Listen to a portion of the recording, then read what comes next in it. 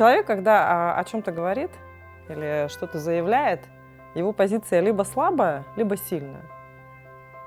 Слабая позиция – это та, которую ты просто вот как бы что-то из себя извлекаешь, какие-то слова или там, допустим, выкладываешь их там через клавиатуру в интернете, да.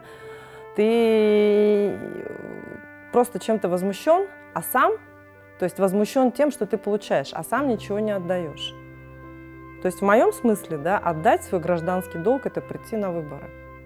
Но в это я вкладываю тот смысл, что я сама участвую так или иначе в выборе моего будущего. Голосование – это же все равно своего рода возможность изменить будущее, да по сути настоящее.